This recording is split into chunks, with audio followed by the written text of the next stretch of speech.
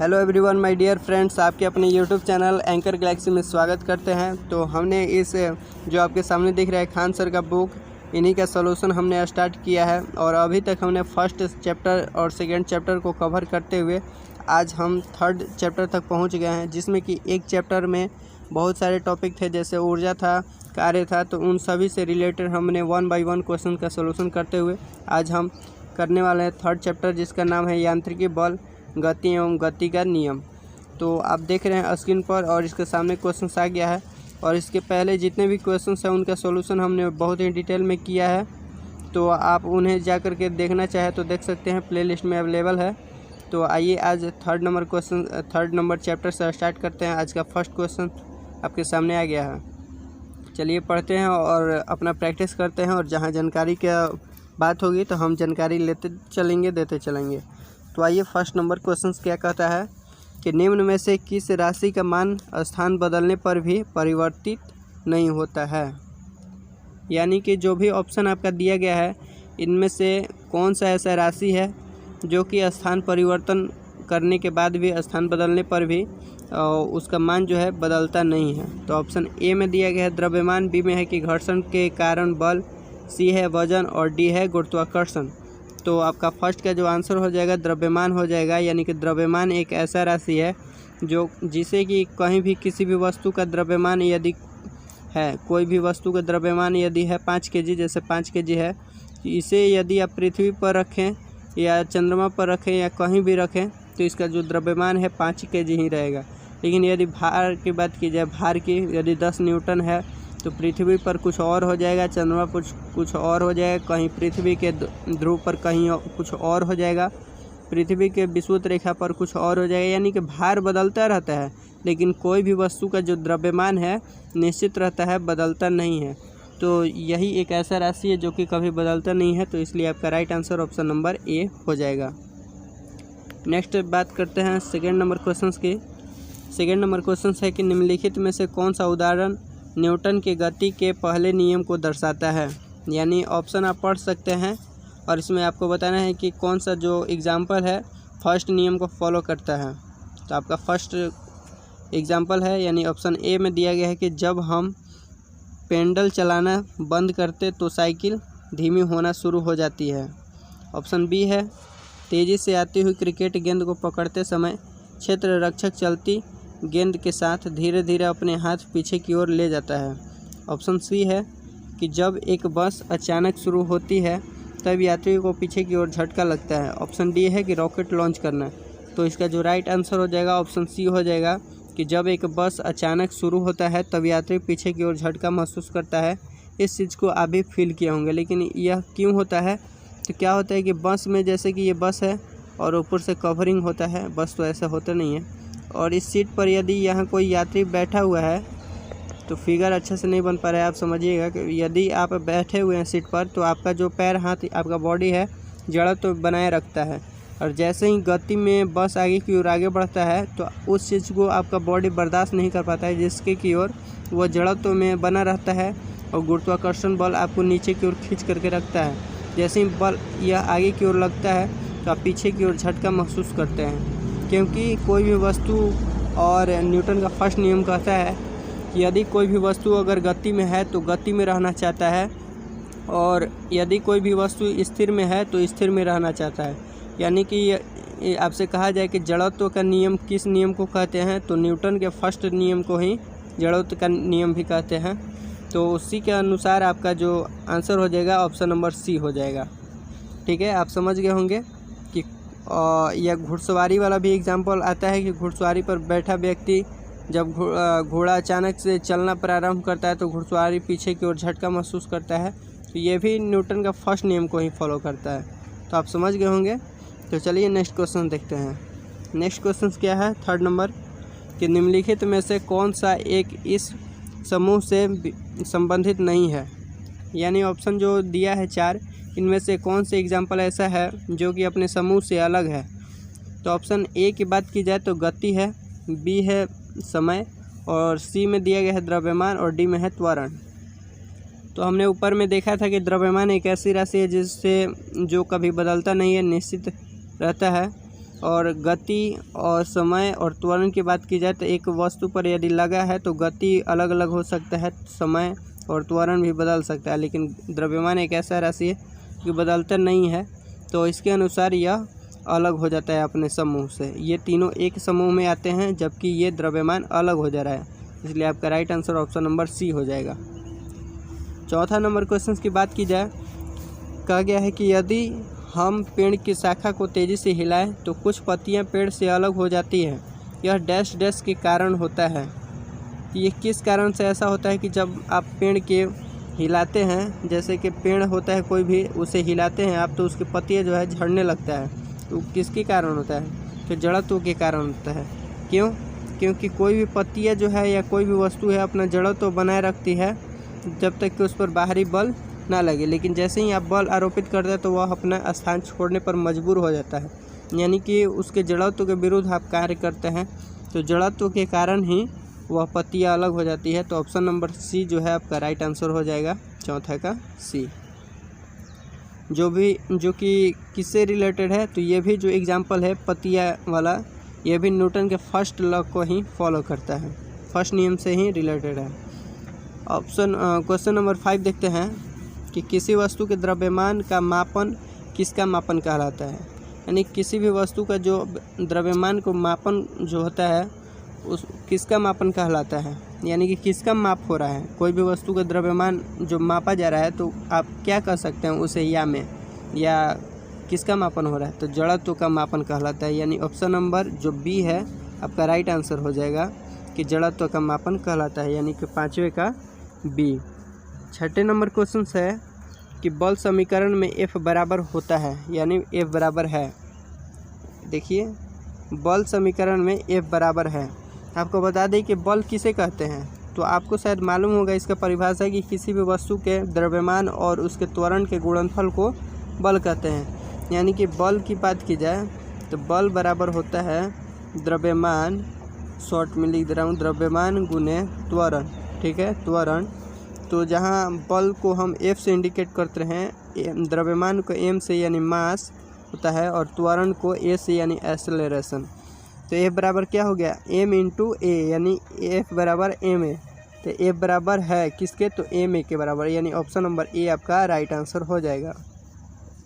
Next question बात करें 7 number है कि द्रव्यमान की परिभाषा क्या है। द्रव्यमान की परिभाषा क्या होता है, ऑप्शन ए में है कि किसी वस्तु का द्रव्यमान दिशाहीन होता है, इसलिए यह एक अदिश राशि है। ठीक है। बी में क्या कहा गया है कि रासायनिक संतुलन के आधार पर द्रव्यमान निर्धारित नहीं किया जा सकता है। रासायनिक संतुलन के आधार पर द्रव्यमान निर्धारित किया जा सकता है। ठीक है। ऑप्शन सी क्या है कि किसी वस्तु का द्रव्यमान किसी भी जगह पर स्थिर रहता है और ऊंचाई में होने वाले बदलाव से प्रभावित नहीं होता है। ऑप्शन डी है कि किसी वस्तु में होने वाले पदार्थ की राशि को उस वस्तु का द्रव्यमान कहा जाता है। तो यहाँ से आप समझ सकते हैं कि 7 का जो राइट आंसर हो जाएगा, आप बताइए कि क्या होगा।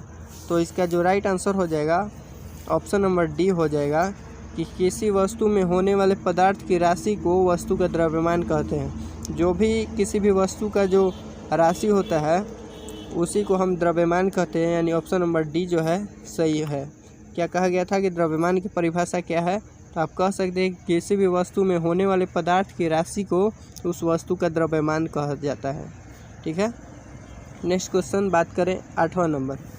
आप बचपन में भी पढ़े होंगे द्रव्यमान और भार में अंतर 10th में भी दिया गया है, तो इसका एग्जाम्पल लिखने को आता है। तो द्रव्यमान और भार में अगर डिटेल आप समझना चाहते हैं तो आप जानकारी ले सकते हैं। थोड़ी सी माइनर अंतर होती है, इसे समझना बहुत ज़रूरी होता है। ठीक है। तो 8 नंबर देखिए क्वेश्चन 8 नंबर क्या है कि किसी पदार्थ का प्रति इकाई आयतन पर द्रव्यमान क्या कहलाता है। कोई भी प्रति इकाई आयतन पर द्रव्यमान क्या कहलाता है किसी पदार्थ का। तो ऑप्शन ए है ऊर्जा, बी है द्रव्यमान, सी है घनत्व और डी है द्रव्य। तो 8वें का जो आंसर हो जाएगा आपका ऑप्शन सी हो जाएगा घनत्व, कि किसी भी पर वॉल्यूम यानी पर आयतन पर लगाया गया जो द्रव्यमान होता है क्या कहलाता है, घनत्व कहलाता है। और द्रव्यमान और आयतन और घनत्व तीनों में यदि आप रिलेशन की बात करें तो आपको एक फार्मूला में बता दूं कि द्रव्यमान बराबर यहाँ से एक फार्मूला होता है, ये फार्मूला होता है कि डेंसिटी बराबर मास बाई वॉल्यूम, डेंसिटी बराबर मास अपॉन वॉल्यूम, यानी कि घनत्व बराबर, हिंदी में बात करें तो घनत्व बराबर क्या हो जाएगा, यहाँ घनत्व हो गया, घनत्व बराबर द्रव्यमान और बट्टे में यहाँ आयतन होता है। तो यह क्या हुआ, यहाँ से घनत्व जो होता है आयतन का व्युत्क्रमानुपाती होता है, यानी किसी भी वस्तु का यदि घनत्व अधिक है तो उसका आयतन कम होगा, और किसी भी वस्तु का अगर आयतन अधिक है तो उसका घनत्व कम होगा। तो यहाँ से आप देख सकते हैं कि घनत्व जो है आयतन का व्युत्क्रमानुपाती होता है, यह बढ़ेगा तो ये घटेगा, ये बढ़ेगा तो ये घटेगा, तो इस तरह से काम होता है, तो उसे व्युत्क्रमानुपाती कहते हैं। 9 नंबर क्वेश्चन है कि यदि किसी वस्तु का भार 200 न्यूटन है तो इसका द्रव्यमान ज्ञात कीजिए। किसी भी वस्तु का भार जो दिया गया है 200 न्यूटन दिया गया है और इसका द्रव्यमान ज्ञात करना है। तो आपको मालूम है कि भार बराबर क्या फार्मूला होता है, इसके पहले भी हमने डिस्कशन किया था कि जो द्रव्यमान भार होता है, जिसे भार को हम W से इंडिकेट करते हैं वेट, तो W बराबर क्या होता है, मास गुने गुरुत्वीय त्वरण, यानी mg, W बराबर m इंटू जी। ठीक है, तो W का मान कितना दिया गया है 200 न्यूटन, क्योंकि भार का जो न्यूटन होता है, भार का ऐसा यूनिट न्यूटन होता है, तो भार को 200 न्यूटन में दिया गया है, तो 200 यहाँ से इक्वल टू हो जाएगा आपका m का मान दिया गया है, नहीं, m का ही मान को आपको निकालना है, इसका द्रव्यमान क्या होगा, यानी कि m यानी मास या द्रव्यमान इंटू जी का मान कहाँ क्या दिया गया है 10 दिया गया है, तो यहाँ से 10 ले लेंगे। ठीक है, अब 200 को 10 से डिवाइड कर दीजिएगा तो क्या निकल के आया, तो 20, m का मान कितना आया 20, तो 20 क्या चाहिए, वाट न्यूटन पास्कल केजी क्या, तो आपको मालूम है कि द्रव्यमान का ऐसा यूनिट केजी होता है, तो यानी कि 20 केजी, तो आपका right answer option number D हो जाएगा। ठीक है, आप इसको खुद से भी कोशिश कर सकते हैं करने का, इन सभी चीज़ों को, कि एक ही क्वेश्चन को बार बार करके पूछा भी गया होता है। नेक्स्ट क्वेश्चन देखते हैं, 10वां नंबर है कि बल बटा में त्वरण बराबर होता है, बल बटा में त्वरण, तो बल को हम देखें तो क्या हो गया, F बटे में त्वरण यानी कि A इक्वल टू क्या, तो आपको हम ऊपर भी बताए थे, और आप ध्यान दे सकते हैं कि एक ही क्वेश्चन को देखिए कैसे घुमा फिरा करके पूछा गया है। हमने ऊपर में बताया था F बराबर जो होता है द्रव्यमान गुणे त्वरण यानी m इंटू ए, F बराबर m इंटू ए, तो यही तो चीज़ है भाई, F जो है और यहाँ A इंटू में है तो इधर आ गया है भागे में, तो F बटा में A किसके बराबर हो गया, तो m के बराबर, यानी कि आप कह सकते हैं कि बल बटा में त्वरण किसके बराबर होता है, तो द्रव्यमान का मास के बराबर, तो द्रव्यमान के बराबर, तो ऑप्शन कहाँ दिया गया है, ऑप्शन सी में दिया गया है द्रव्यमान, तो इसका राइट आंसर हो जाएगा द्रव्यमान। देखिए, हम जहाँ समझने लायक होगा क्वेश्चन को हम समझते चलेंगे, और जहाँ न्यूमेरिकल बेसिस क्वेश्चन होगा उसको हम सलूशन करेंगे, क्योंकि अगर एक बार किसी भी कॉन्सेप्ट को आप समझ जाते हैं तो उस कॉन्सेप्ट के आधार पर यदि बदल करके भी क्वेश्चन पूछा जाए तो आप उसका सलूशन अच्छे से दे सकते हैं। तो इसलिए वीडियो को स्किप नहीं करना है, प्लीज़ आपसे रिक्वेस्ट है, और थोड़ी सी समय यदि आप एक दिन का अगर आधे घंटा भी इस पर व्यतीत करते हैं तो आप अच्छे से कुछ गेन कर पाएंगे, पा सकते हैं। और इस चैनल पर यदि फर्स्ट बार हैं तो चैनल को सब्सक्राइब करके बेल आइकन को आपको प्रेस कर देना है, ताकि ऐसे ही वीडियो जब भी आए तो उसका नोटिफिकेशन आप प्राप्त कर पाएँ और वीडियो को आप देख पाएँ। और आज के समय में मैं बता दूं भाई कि बहुत सारे इंटरनेट पर लोग फंसे रहते हैं दिन भर, ये वो फेसबुक, व्हाट्सएप, कुछ भी इंस्टाग्राम यूज़ करके टाइम पास कर देते हो। यदि आप आधे घंटे भी डेली का निकाल लेते हैं और ऐसे वीडियो को देखते हैं, ज़रूरी नहीं मेरा, किसी भी लोगों का वीडियो आप देखते हैं तो आपके लाइफ के लिए इम्पोर्टेंट होगा, इसलिए देखते रहिए, समझते रहिए। 11 नंबर क्वेश्चन है कि निम्नलिखित में से कौन त्वरण के मान गुरुत्व के कारण प्रभावित नहीं करता है। 11 नंबर क्वेश्चन को ध्यान से पढ़िए। कहा गया है कि निम्नलिखित में से कौन त्वरण के मान को गुरुत्व के कारण प्रभावित नहीं करता है। तो इसमें जो है 11 का आपका फर्स्ट आंसर हो जाएगा option number A.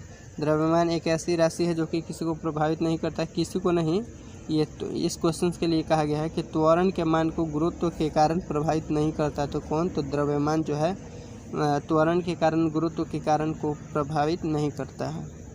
Next question 12 number है कि 450 न्यूटन भार वाली लकड़ी का द्रव्यमान क्या होगा। 450 भार दिया गया है और लकड़ी का द्रव्यमान पूछा गया है। और इसके पहले देखिए ये क्वेश्चन जो है इम्पोर्टेंट है, बहुत सारे लोग इसका 45 kg आंसर देंगे। आप खुद से भी कोशिश कीजिएगा। F बराबर ma वाला फार्मूला पर F बराबर जो क्या होता है m इंटू a होता है, जो इस पर फार्मूला पर आप क्वेश्चन का सॉल्यूशन कीजिए, क्योंकि F बराबर ma होता है। और इसमें नहीं यहाँ F बराबर ma नहीं लगेगा, क्योंकि बल का बात नहीं किया गया, भार का बात किया गया। तो भार बराबर क्या होता है? भार बराबर होता है द्रव्यमान गुने त्वरण, यानी m इंटू जी, गुरुत्वीय त्वरण, g से ग्रेविटी, ठीक है। W बराबर m इंटू जी। तो W का मान कितना देगा? 450 न्यूटन। और m का मान निकालना है। g का मान आपको ध्यान रखना है कि क्या भरेंगे। तो हमें जो g का मान लेना होगा, बता दें कि 9.8 लेना होगा, क्योंकि क्वेश्चन में जब तक नहीं दिया जाए कि 10 मानना है मीटर पर सेकेंड स्क्वायर, तो आपको 10 नहीं मानना है, हमेशा 9.8 मानना है। कब? जब क्वेश्चन में पॉइंट से रिलेटेड ऑप्शन दिया रहे तब। अगर ऑप्शन में आपको पॉइंट से रिलेटेड ऑप्शन नहीं दिया गया है तब आप 10 मान करके बना सकते हैं। तो आइए सॉल्यूशन इसका करते हैं। तो W का मान कितना दिया गया है? 450। तो 450 ले लेंगे। 450 इक्वल टू हो गया, m का मान हमें फाइंड आउट करना है। तो m का मान नहीं दिया गया, तो m का मान m, और g का मान मेन है कि हमें क्या मानना है। तो g का मान हम मानेंगे 9.8, क्योंकि क्वेश्चन में 10 मानने को लिए नहीं कहा गया है। तो 9.8 जब मानेंगे आप, यहाँ पॉइंट है, नहीं चल पा रहा है, तो पॉइंट है, तो यहाँ से 9.8 हो गया। और 450 को जब 9.8 से आप भाग करेंगे तो आपका जो निकल के आंसर आएगा, ऑप्शन नंबर डी आएगा 45.9 kg। अगर क्वेश्चन में 10 दिया रहता तो 10 से आप काटते 450 को, जी का मान 10 ले लेते, तो यहाँ से काटने पर m का मान 45 kg आता। तो ऑप्शन उस स्थिति में आपका बी हो जाता, लेकिन क्वेश्चन में दिया गया नहीं है, तो इसलिए आपको 9.8 मानना है। अगर 9.8 के बेसिस पर अगर आपका ऑप्शन में आंसर नहीं दिया रहे, तब आपको 10 मान करके इसके क्वेश्चन का सॉल्यूशन करना है। तो ये मुख्य इम्पॉर्टेंट बात है, इसलिए ये क्वेश्चन जो है अपने आप में इम्पॉर्टेंट है। नेक्स्ट क्वेश्चन बात करते हैं। नेक्स्ट क्वेश्चन 13 नंबर है कि एक वस्तु का भार 980 न्यूटन भार है। कोई भी वस्तु का जो भार है 980 न्यूटन भार है। यदि गुरुत्वीय त्वरण 9.8 मीटर पर सेकेंड स्क्वायर है, तो उस वस्तु का द्रव्यमान ज्ञात करना है, ठीक है।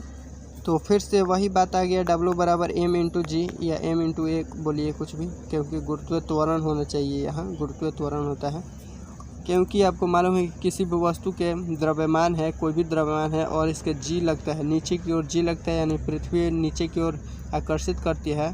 तो जितने मान से, जितने बल से वह नीचे की ओर आकर्षित करती है, और जितना इसका मास होता है, इसी दोनों के गुणनफल को हम कहते हैं कि इसका भार इतना है, ठीक है।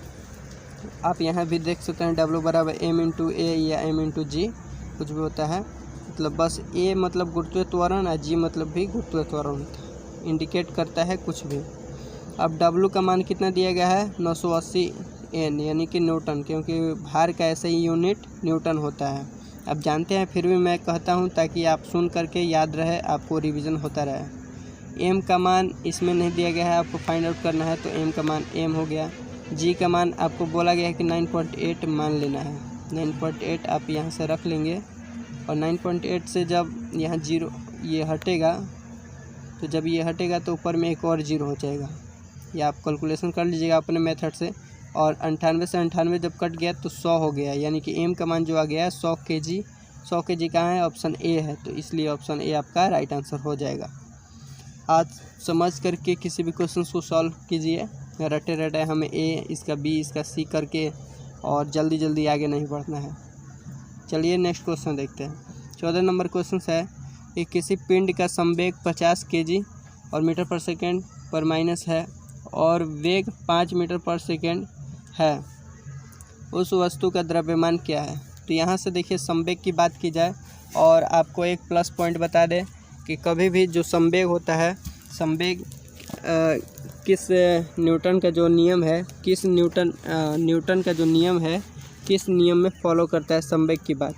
तो संवेग का बात की जाए तो न्यूटन का जो सेकेंड नियम होता है, सेकेंड लॉ, द्वितीय नियम, उसी में संवेग को माना गया है, संवेग के बात को कही गई है। तो आगे भी हम बात करेंगे कि संवेग से रिलेटेड, लेकिन अब तब तक इस क्वेश्चन को सॉल्यूशन कीजिए कि संवेग जो होता है, संवेग बराबर P बराबर m इंटू वी होता है, यानी कि द्रव्यमान इंटू वेग को संवेग कहते हैं। किसी भी वस्तु के द्रव्यमान और उसके वेग के गुणनफल को हम संवेग कहते हैं, जिसे P से सूचित किया जाता है, P से सूचित किया जाता है। और संवेग को इंग्लिश में बोले तो मोमेंटम बोला जाता है, मोमेंटम, ठीक है। और इसे P से सूचित किया जाता है, P equal to m into V होता है, यानी द्रव्यमान गुने वेग, P बराबर m इंटू वी, ठीक है। तो संवेग का मान दिया गया है 50, तो 50 लिख लिए हैं। m का मान कितना दिया गया है, नहीं दिया गया, m का ही मान को हमें फाइंड आउट करना था, m का m, और v का मान यानी कि वेग कितना दिया गया 5 मीटर पर सेकेंड, तो वेग का मान हम 5 यहाँ से ले लेंगे, ठीक है। और 5 से जब ये कट जाएगा तो 10 बार में कट जाएगा, यानी m का मान कितना आया 10 kg। तो 10 kg कहाँ दिया गया है, ऑप्शन नंबर डी में दिया गया है। तो इसलिए आपका 14 का जो आंसर हो जाएगा ऑप्शन नंबर डी हो जाएगा 10 kg, ठीक है। नेक्स्ट क्वेश्चन देखते हैं। 15 नंबर क्वेश्चन है कि गति का तीसरा नियम डैश डैश और वेग के बीच संबंध प्रदान करता है। गति का जो तीसरा नियम है किसके और वेग के बीच संबंध प्रदान करता है। तो 15 का जो राइट आंसर हो जाएगा ऑप्शन नंबर ए हो जाएगा स्थिति, क्योंकि कोई भी वस्तु के स्थिति और वेग के बीच का जो संबंध होता है उसी को दर्शाता है कौन, न्यूटन का तीसरा नियम। आप पढ़े होंगे, उसे समझे होंगे, और समझाएंगे तो हम तो काफ़ी टाइम लग जाएगा, लेकिन आप समझ लीजिए कि किसी भी वस्तु को कोई भी बल्ब, जैसे कि हम बल्ब पर समझते हैं, एक बल्ब को यानी बॉल यानी कि गेंद को जब आप किसी दीवार पर टकराते हैं या कहीं भी टकराते हैं तो वह पुनः अपनी दिशा में लौट आता है, और ये दीवार का जो बल होता है वो इस पर लगता है तो एक दूसरे के विपरीत आरोपित होता है, और इसके स्थिति और वेग यानी कि जो स्थिति और वेग जो हुआ ये दोनों से संबंधित इसमें बात हुई, इसलिए कहा गया है कि डैश डैश और वेग के बीच संबंध प्रदान करता है न्यूटन का तीसरा नियम। किसके, तो स्थिति और वेग, ठीक है। नेक्स्ट क्वेश्चन देखते हैं 16 नंबर। 16 नंबर क्वेश्चन है क्या है कि गति का दूसरा नियम डैश डैश से संबंधित है।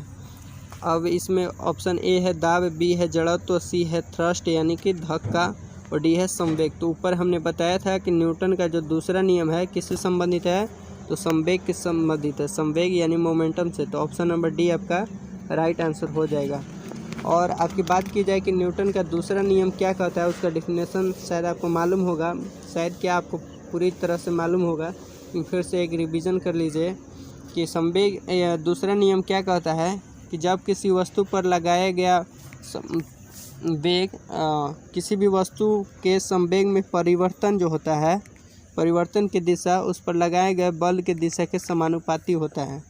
यानी कि कोई भी वस्तु पर बल लगाया जाए, यदि इस दिशा की ओर बल लगा कर धक्का दिया जा रहा है तो इसी दिशा में अगर संवेग का परिवर्तन हो रहा है तो उसी को न्यूटन का द्वितीय नियम कहते हैं।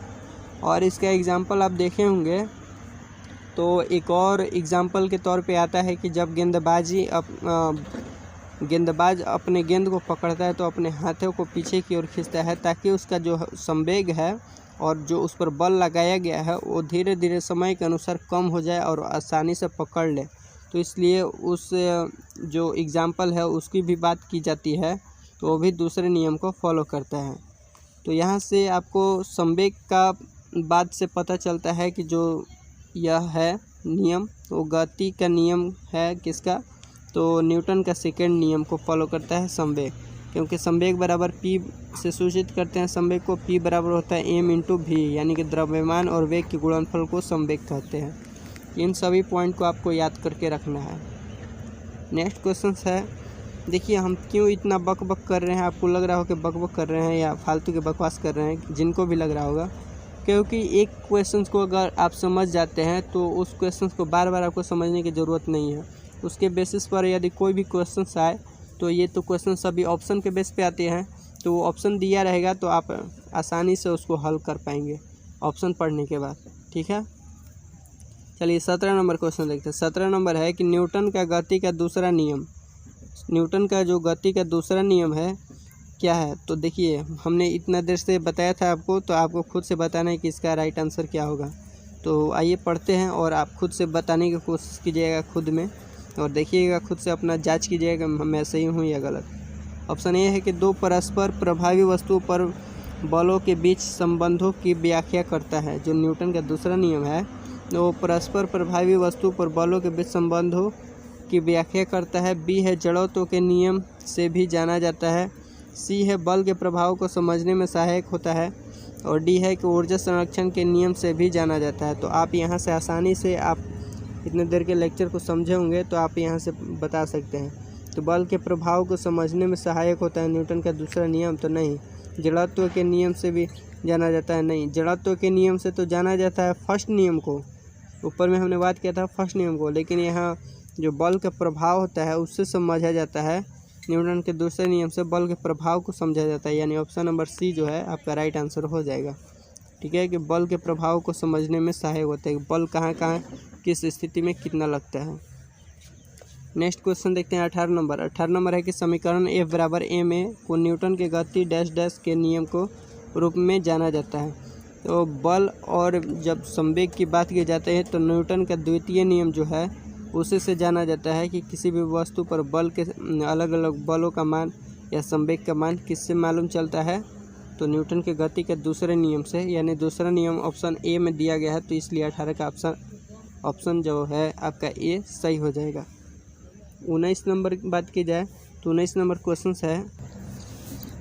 क्वेश्चन है कि निम्नलिखित में से न्यूटन का कौन सा गति का नियम यानी कि लॉ ऑफ मोशन यानी कि गति का नियम दीवार पर फेंका हुआ गेंद क्यों टकरा कर वापस लौटता है के संबंध में व्याख्या प्रदान करता है। देखिए सभी बात मेरा कहा हुआ आ रहा है। ऊपर में हमने बात किया था कि टकराने वाला बॉल या इस टाइप का मैंने कुछ बताया था, तो वहाँ से आप जान सकते हैं कि न्यूटन का तीसरा नियम कहता है कि प्रत्येक क्रिया के बराबर विपरीत प्रतिक्रिया होता है। यदि आप बॉल को धक्का दे करके दीवार पर फेंकते हैं तो दीवार भी अपना धक्का देती है उस वस्तु पर, वो बॉल जो है अपना इलास्टिक गुण के कारण भी, और उस दीवार पर जो धक्का लगता है उसके विपरीत कार्य करता है, उसके कारण भी वह बॉल वापस आ जाता है। इसके स्थिति में आपका right answer option number C सही हो जाएगा। 19 का सी सही हो जाएगा कि तीसरा नियम को दर्शाता है।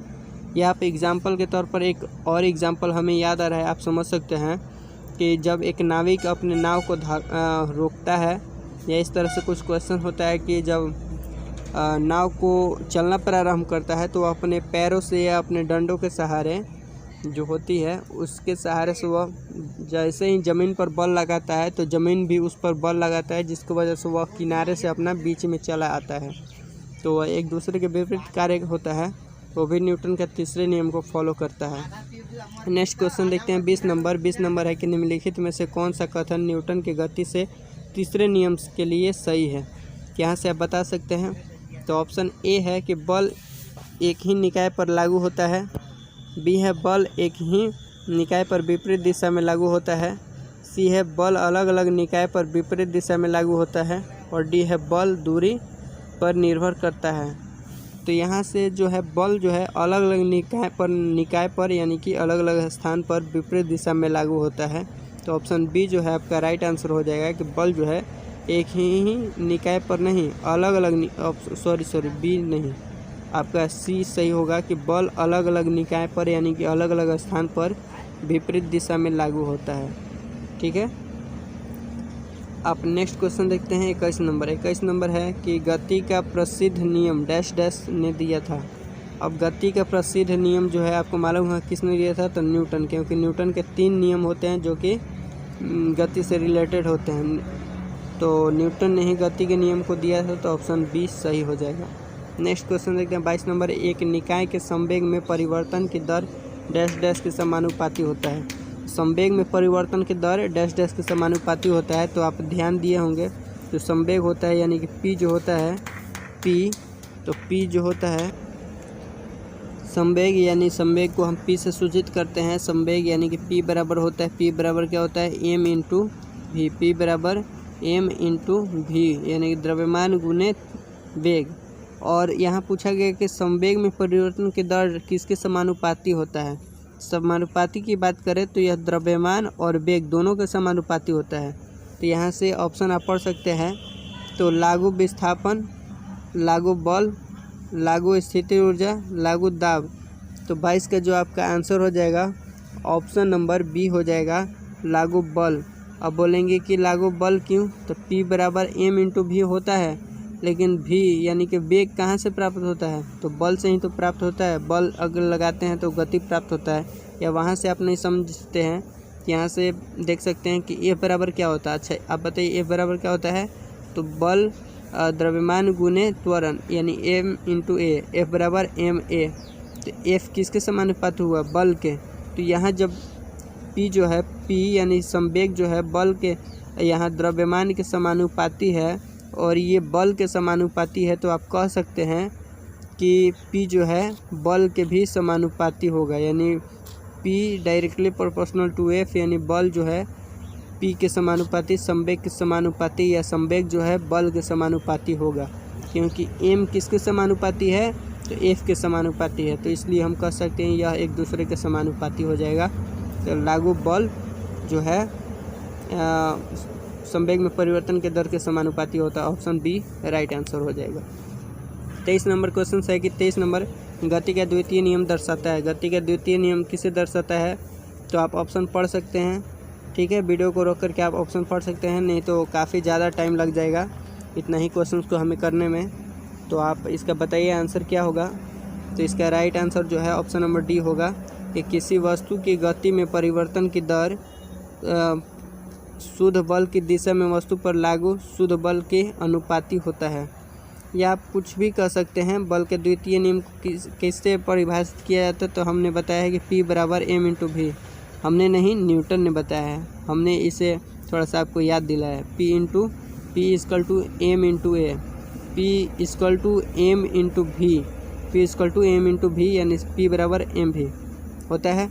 तो आप यहाँ से इसको डिफाइन करने के लिए कुछ भी कह सकते हैं कि किसी भी वस्तु पर आरोपित बल, या जब बल आरोपित किया है तो उसमें संवेग में परिवर्तन जो होता है वह बल के उस वस्तु के द्रव्यमान के समानुपाती होता है, उस वस्तु के वेग के समानुपाती होता है। तो इस तरह से आप खुद से डिफाइन कर सकते हैं। तो वही बात कहा गया है कि गति में परिवर्तन जो है शुद्ध तो बल के अनुपातिक होता है।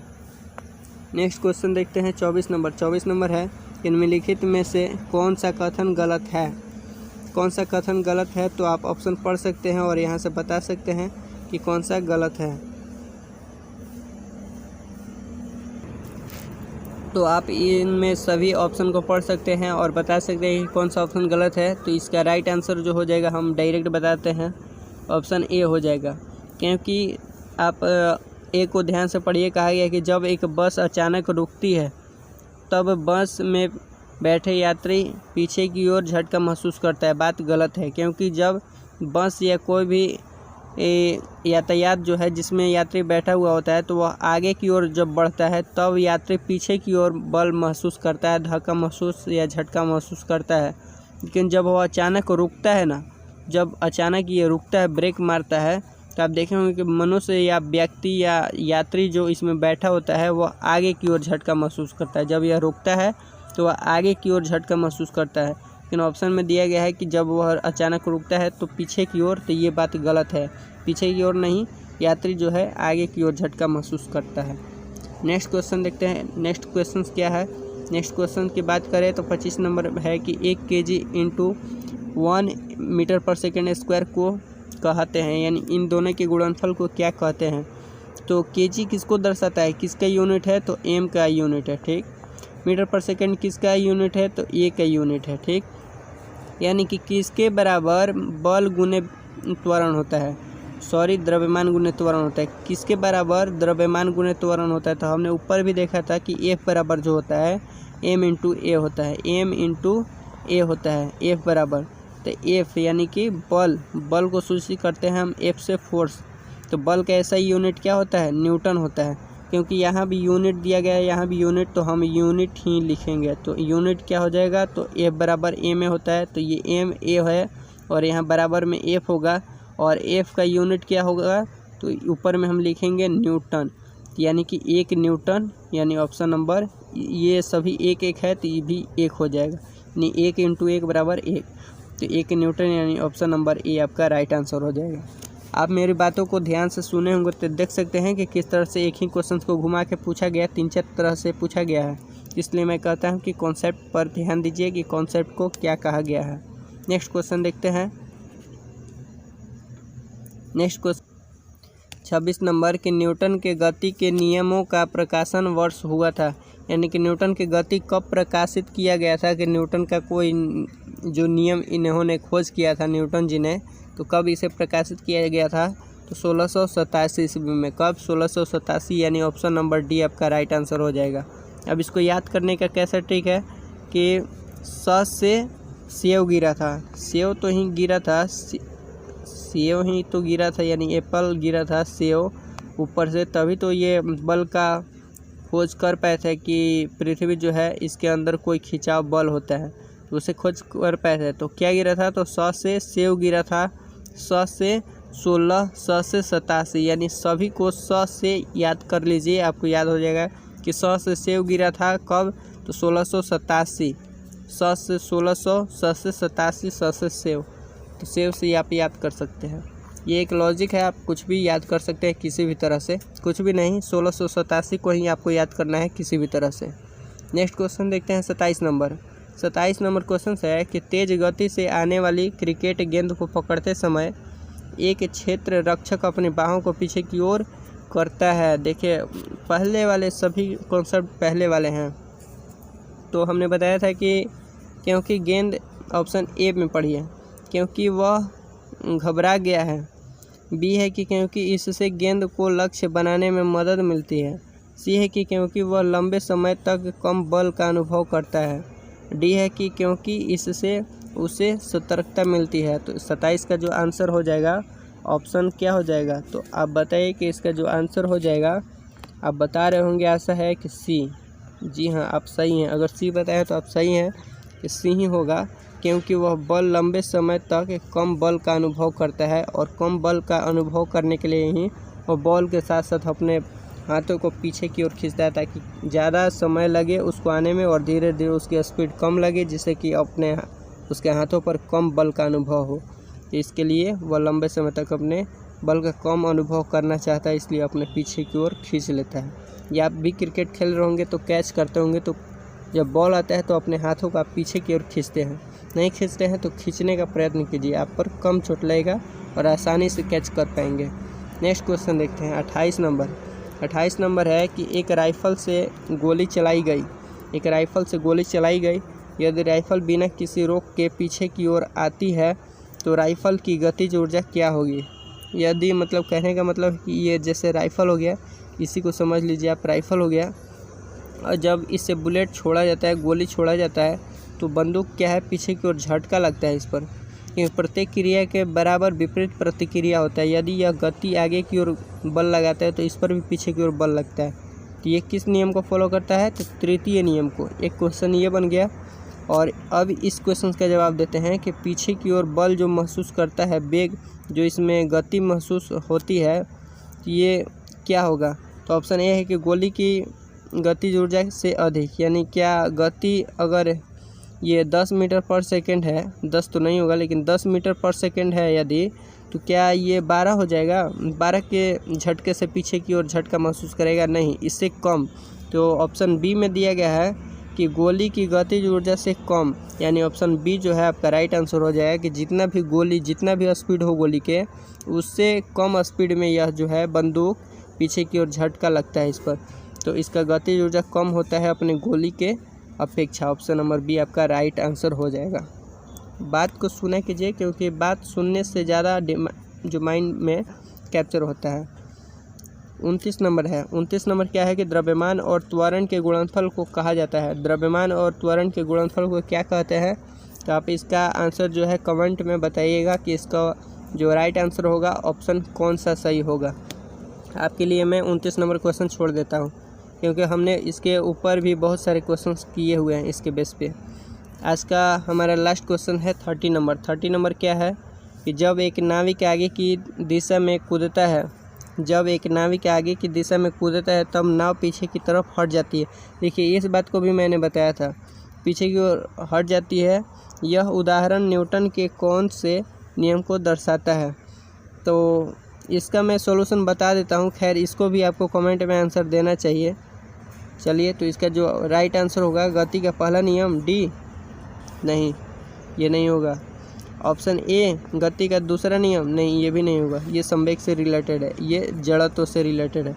गति का पहला और दूसरा नियम ये तो कभी होगा नहीं। ये जब तीनों नहीं हुआ तो लास्ट आपका सी बच गया, तो यही आपका आंसर हो जाएगा। यानी कि गति का तीसरा नियम में ये प्रत्येक क्रिया के बराबर विपरीत प्रतिक्रिया होती है।